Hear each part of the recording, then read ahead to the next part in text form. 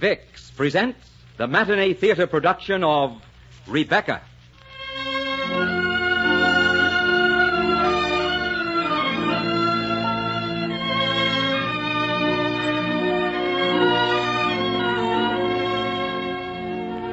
Vicks, the makers of Vicks Vapor Rub, Vicks Vatronol, Vicks Cough Drops, and Vicks Inhaler, brings you the Matinee Theater. Today, while Victor Jory is vacationing for 1 week, we bring you the great play that so many of you have been asking for, Daphne du Maurier's Rebecca, featuring Gertrude Warner as the second Mrs. De Winter, Blanche Yerke as Mrs. Danvers, and Martin Gable as Maxim. Now, here's a good thing to remember when you catch a cold. The best-known home remedy for relieving miseries of colds is Vicks Vapor Rub.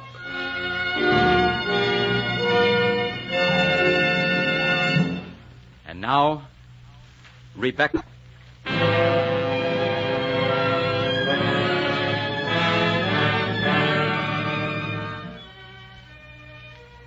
When Maxim asked me to marry him, I could not believe that anything so incredibly beautiful was happening to me. He had been staying at a hotel on the Riviera where I'd been acting as companion to an American woman.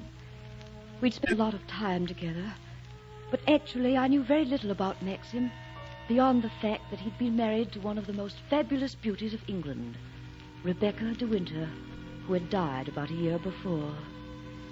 He never said, "I love you." He only said, "Will you marry me?" But I married him gladly and happily, and he brought me home to his great estate, Mandalay, a shy, awkward girl in a stockinette dress. I was considered an intruder at Mandalay. Mrs. Danvers, the housekeeper, made that very apparent from the moment I arrived. Mrs. Danvers, I hope we can be friends. Friends, madam. I came here when the first Mrs. De Winter was a bride. I'm afraid I find it a little hard to visualize someone else here in her place. I'm afraid everyone who comes to Mandalay will find that a little hard. You see, she planned everything in this house and outside it. The gardens, lawns, furnishings. Everywhere you look, there's something to say Rebecca. I started my married life with those words ringing in my ears. Nervous, frightened, wanting desperately to become a part of Mandalay and Maxim's life, but never knowing quite how. The weeks that followed had a shadow cast across them, the shadow of Rebecca.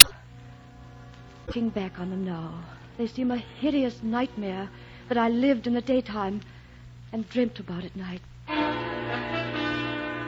Oh, Maxim, darling, look at those azaleas.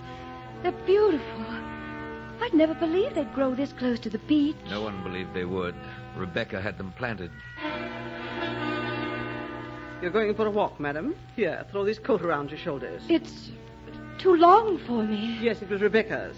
She was very tall, you know, tall and stately. She walked like a queen. Mr. De Winter never used to be able to take his eyes off her. Maxim, I passed a cottage way on the beach today. The door was unlocked, so I went in. You went in? You went in? It wasn't locked. I don't want you ever to go near that cottage again. That was Rebecca's cottage. You've no business there.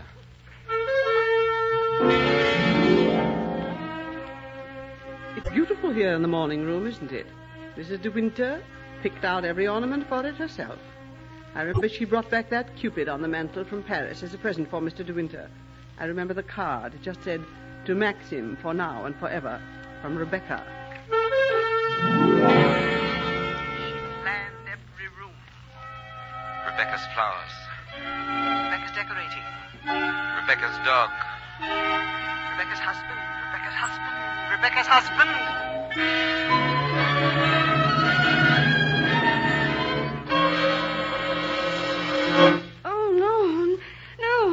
Darling, no. What's wrong? You were tossing terribly in your sleep. You kept crying, "No, no." Were you having a bad dream? Yes, I was having a terrible dream. Oh, Maxim, put your arms around me. Hold me close. All right, darling. Oh, Maxim, you know what I wish? What? I wish I were 35 years old and that I had a black satin dress with ropes of pearls to wear with it that went clear down to my waist. Why on earth should you wish that? Because then I should be very wise and very sophisticated, and I would know all the right things to say and do. Darling, you know why I married you? Why, Maxim? Because you're not 35, dressed in pearls and black satin. Because you're not sophisticated or too wise. Because you're young and sweet, with a funny lost look to you. And because you're completely honest. Maxim, you do love me, don't you? You aren't sorry you married me. Darling, what's got into you anyhow? Have I said anything or done anything to make you think I was sorry? Well... No, it's just that I know what a wonderful mistress of Mandalay the first Mrs. De Winter was, and I know that I can never measure up to her. In the name of heaven, why do you keep eternally harping on Rebecca? Don't you understand? I can't bear to think about her or talk about her. Yes, Maxim. Of course I understand. I'm very sorry. Long after Maxim had gone back to sleep, I lay there, thinking, the sick dread growing inside me that Maxim still loved Rebecca, and that I would never be able to take her place. About a week later, I was in the morning room talking to Maxim's overseer and old friend, Frank Crawley. I had picked up the small cupid Rebecca had given Maxim and was fingering it nervously. Frank, what actually happened to the first Mrs. De Winter? Rebecca? Well, she went sailing one night when the bay was a little rough. Her boat capsized and sank. She was washed overboard. Couldn't anyone get to her? Nobody knew that she'd gone. She often went out alone like that. How long afterwards did they find her? About 2 months near Edgecombe, 40 miles up channel. Maxim went up to identify her. Frank, would you tell me just one thing? Very honestly. I'll try. Was Rebecca very beautiful? Yes. She was the most beautiful woman I've ever seen in my life. Frank, I've broken the cupid. Here, help me pick up the pieces. Quick, before Mrs. Danvers comes in. What a shame. Watch out you don't cut yourself. Here.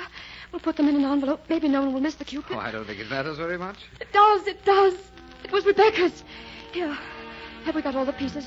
I'll put the envelope in back of these books. I hope no one misses it. Mrs. De Winter, this is your house. It doesn't matter if you break something. Oh, no, Frank. This is Rebecca's house. It matters very much. You'll see. It matters very much.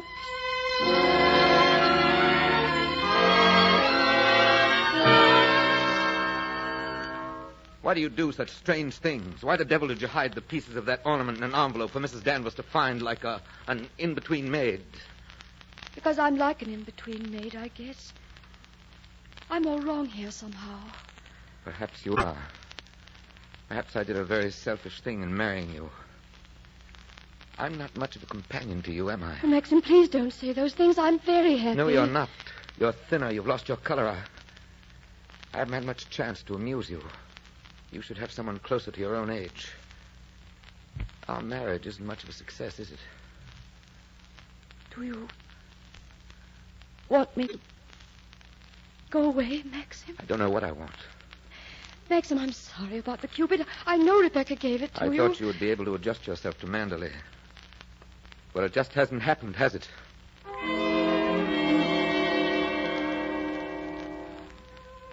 I walked from the room, fighting back the tears. I was sure then there was no hope, that it had always been Rebecca for Maxim, and that it always would be. That afternoon I went up to the west wing to her room.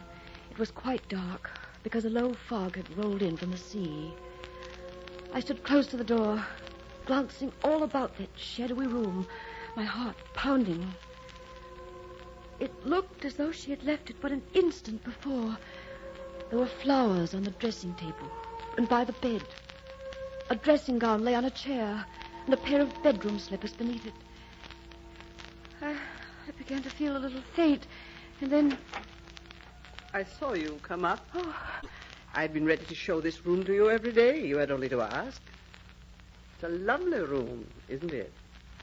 yes, lovely. I keep the golden coverlet on the bed always. It was her favorite. I did everything for her, you know.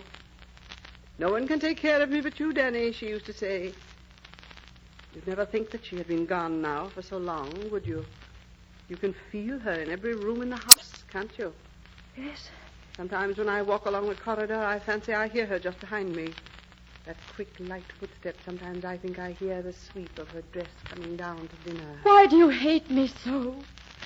What have I ever done that you should hate me so? You tried to take her place. You. You thought you could make him happy. He is happy. Oh, he is happy. No, he isn't. If only to look at his eyes. He's looked like that ever since she died. She's the real Mrs. De Winter, not you. She's still mistress here. It's you that's the shadow and the ghost. It's you that's forgotten and not wanted and pushed aside. Why don't you leave Manderley to her? Why don't you go? He doesn't want you. He wants to be alone in the house with her. It's you that ought to be dead, not Rebecca. Let me show you how easy it would be. Come over to the window. Look down there. Why don't you jump? It wouldn't hurt. It's a quick, kind way. You're not happy. Mr. De Winter doesn't love you. There's not much for you to live for, is there? Why don't you jump now and have done with it? Then you won't be unhappy anymore. It is true. He doesn't want me. It's always been Rebecca. Rebecca! Rebecca! Go on. Don't be afraid. I wouldn't be unhappy anymore. I could forget Rebecca. I wouldn't have to think about Rebecca anymore. Rebecca! Rebecca! Rebecca! Rebecca!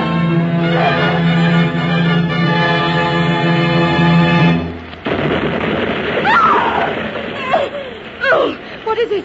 What was that explosion? What happened, Mrs. Danvers? They're shooting up rockets. There must be a ship gone ashore in the bay. Mrs. Danvers, the ship's got to go. They'll be needing you downstairs. Would you like to stay here for a time, madam? No, Mrs. Danvers.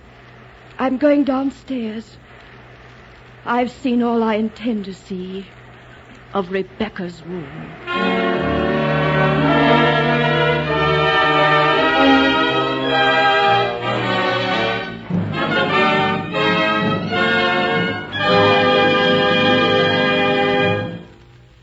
In just a moment, we will bring you the second act of Rebecca. Of all the winter day worries that a mother bears, one of the peskiest is the problem of children's colds. But fortunately, most mothers agree on one thing. The modern way they use to relieve distress of children's colds is to rub Vicks Vapor Rub on the throat, chest, and back. Now, for such an overwhelming preference, there must be a well-proved reason. And there is. You see, the moment you rub on Vapor Rub, its relief-giving action goes right to work to help relieve congestion and irritation in the upper breathing passages, the coughing spasms, sore throat, and that muscular soreness or tightness. And results are so wonderful because Vapor Rub penetrates into the cold, congested upper bronchial tubes with its special soothing medicinal vapors. And at the same time, it stimulates chest and back surfaces like a comforting, warming poultice. This penetrating, stimulating action of Vapor Rub keeps on working for hours to bring such grand relief. Now, Mother, benefit by the personal experience of so many millions of modern mothers and see for yourself how Vapor Rub works. Remember, only Vapor Rub gives you this special penetrating, stimulating action. The best-known home remedy for relieving miseries of colds, Vicks Vapor Rub. And now, the second act of Rebecca.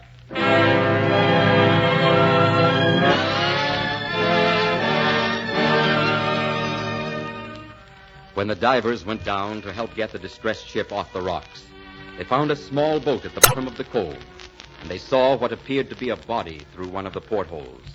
They started work immediately to bring the boat to the surface. Our story of Rebecca continues. I stood by the window, waiting for Maxim to come up from the beach. And somehow I had changed in the last hours. I wasn't a child any longer. And I wasn't afraid of Rebecca. It was as though she and I had at last met, face to face in that bedroom. She had done her best to destroy me, and failed. At long last, Maxim came wearily into the library. Hello, darling. Did you hear? They think they found Rebecca's boat. I know. But, darling, don't feel that you have to go through this alone. Let me share it with you. Oh, my dear. I must send you away from Mandalay. There was only a slim chance for happiness for us in the beginning, but I took the chance and gambled on it. Well, we lost the gamble, my sweet. I'd try harder. I think I could be a better wife now. I think I could run Mandalay. Don't you understand? They found Rebecca's boat. Maxim, she's dead. You can't go on loving her so desperately. Loving her? What did you say? Oh, my dear, I know you still love her and want her. Are you mad? I hated Rebecca. She was vicious and rotten to the core. We never had one day of happiness together. Maxim. So that's what's been between us. I thought you'd regretted marrying me because I was so much older than you. Oh, I wish we'd been able to talk to one another before. What does it matter? Let us be grateful that we do know now. Don't you understand? It's too late. Don't you realize what I'm saying to you? I killed Rebecca. You killed her? Yes. You know, when I married her, people told me I was the luckiest man in the world. Lucky. I found out all about her 5 days after we were married. She told me about herself. She stood there laughing and told me things I would never repeat to a living soul. She knew I'd never divorce her. A week after our marriage. She knew I was too proud for that. Of course. I'm not going to tell you about those years. The lies, the deceit. Some weekends she spent in London, some in the little beach cottage. She had a cousin named Jack Favell. A rotter if there ever was one. He began to come here. One night I suddenly couldn't stand it any longer. I took my revolver and I went down to the cottage. I thought Favell would be with her there, but she was alone.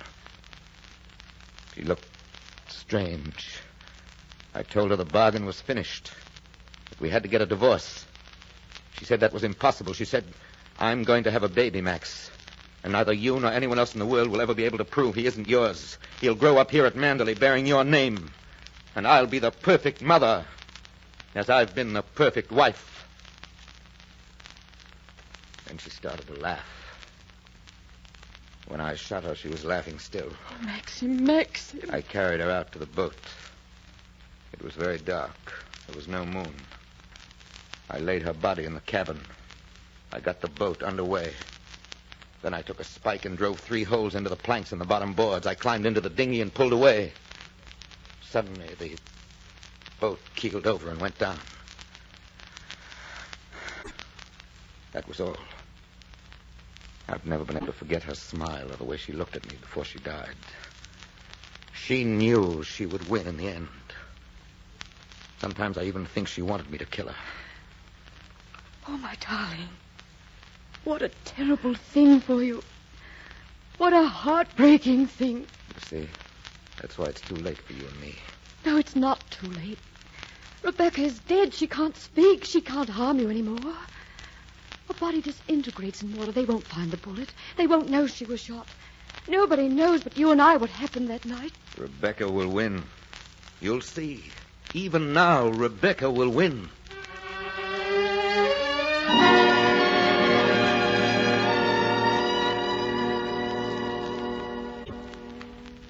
The inquest was held a few days later. I thought I'd stay in the car and wait for Maxim. But after an hour or so of waiting, I had to go in. I sat down just by the door in the back of the room. Yes, James sir. Tabb, the boat builder from the village, was standing up now, and the coroner was questioning him. French fishing boat originally. Had the boat ever been known to capsize before? No, sir. She was a stout, seaworthy boat and could stand a lot of wind. And she didn't capsize this time. Why do you say that? When that boat was pulled up, I examined every corner of her. She had sunken sandy bottom. There wasn't the mark of a rock on her. But there were 3 holes in her planking. Well? That boat never capsized at all. She was scuttled.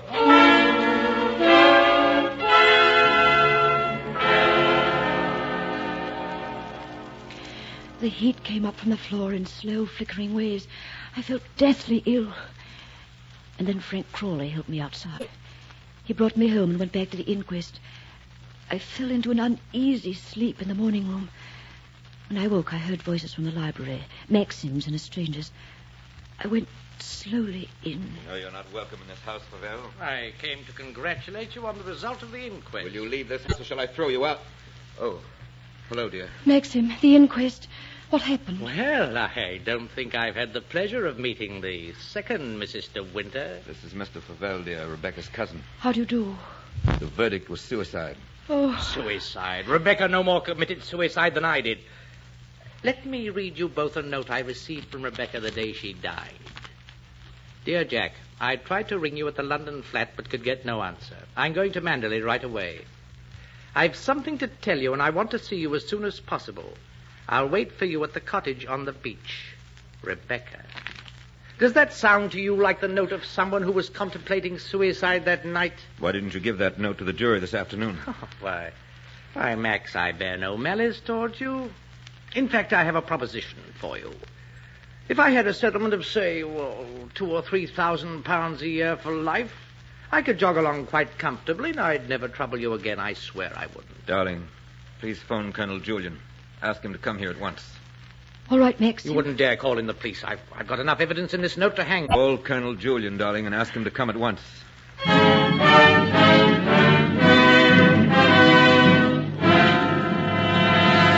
I tell you, Colonel Julian, Rebecca never killed herself. Rebecca was murdered. And there's the murderer standing there with that rotten, superior smile on his face. Mr. Maxim De Winter of Mandalay. Mr. Favel, there's not the slightest use shouting at me. If you expect to make any sort of point at all, you'll have to control yourself. Now, you say you were going to marry your cousin Rebecca had she lived, and that you often had secret meetings with her at the cottage on the beach. Can you prove that? Yes, I can prove it. Max, will you ask Mrs. Danvers to come here? Of course.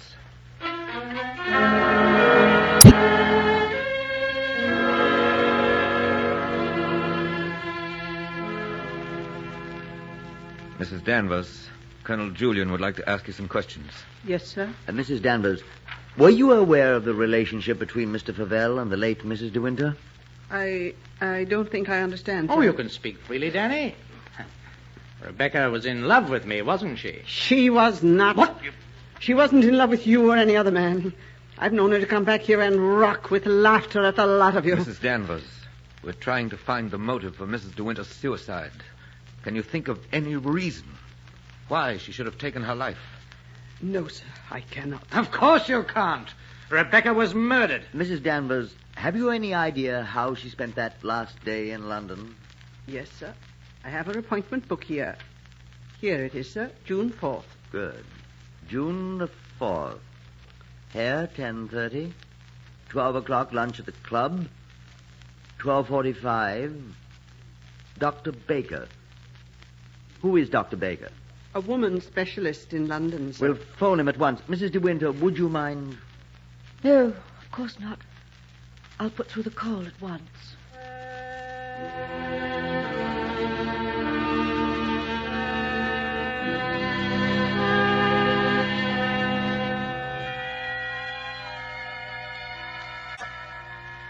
I went slowly across the library, my heart pounding, my hands like ice. Everything seemed to be coming to an end. Dr. Baker would tell them Rebecca was going to have a baby, and there would be no question of suicide. Yes, Rebecca would win, after all.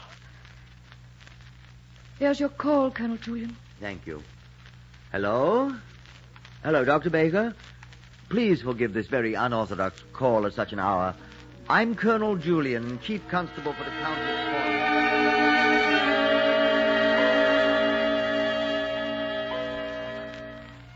Thank you, Dr. Baker. Goodbye, sir. All right, here is what Dr. Baker had to say. Mrs. De Winter consulted him first in May. He took some X-ray photographs.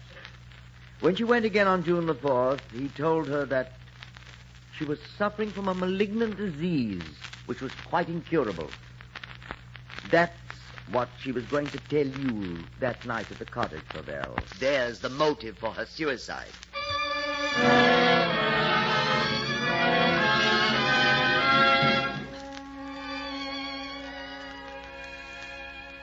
Mr. De Winter, madam, I wish to give notice. I would like to leave Mandalay tonight. Just as you wish, Mrs. Danvers. There's nothing to keep me here any longer. There's nothing left of Rebecca. I used to think she still moved about these rooms, but now she seems completely gone. You are the mistress here now, Mrs. De Winter. Yes, Mrs. Danvers. I am the mistress here now.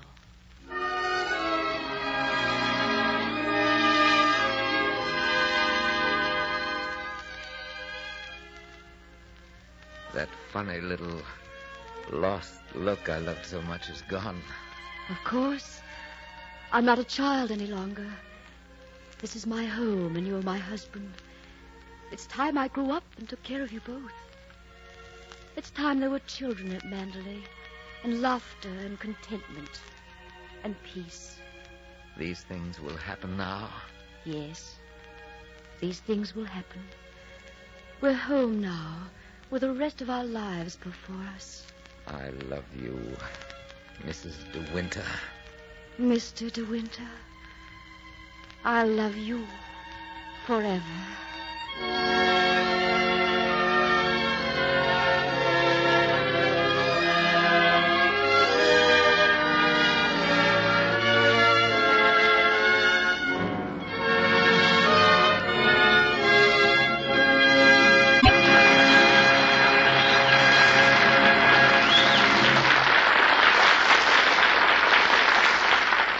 In just a moment, an important message from Mr. Gable. You know, my friends, the war has caused many shortages. In many cases, it has made the use of substitutes necessary. But this is not true of that famous family standby, Vicks Vapor Rub. There are no wartime substitutes in the Vapor Rub you buy. Although some of the countries that supplied us with aromatics and medications were taken by the enemy, we found new sources. As a result, there are no wartime substitutes in Vapor Rub. It is the same fine, effective Vapor Rub, the same high quality you enjoyed before the war, the best-known home remedy for relieving miseries of colds. Time-tested, home-proved Vicks Vapor Rub.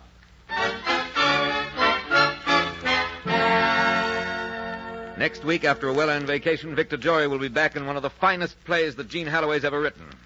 A love story of the South and of music that has become part of the heartbeat of America.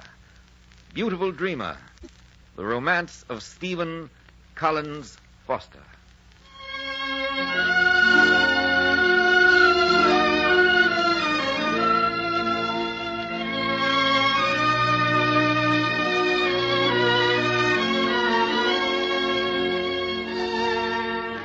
Our production today was based on the famous Daphne du Maurier's story of Rebecca and was adapted by Gene Holloway and directed by Richard Sandville. Daphne du Maurier's play, Rebecca, presented by Victor Payne Jennings, is one of the newest hits on Broadway, featuring Bramwell Fletcher, Florence Reed, and Diana Barrymore. Music for this series is under the direction of Mark Warno. Be sure to be with us next week when Vicks, the makers of Vicks Vapor Rub, Vicks Vatronol, Vicks Cough Drops, and Vicks Inhaler, brings you the matinee theater production of Beautiful Dreamer, starring Victor Jory. This is CBS, the Columbia Broadcasting System.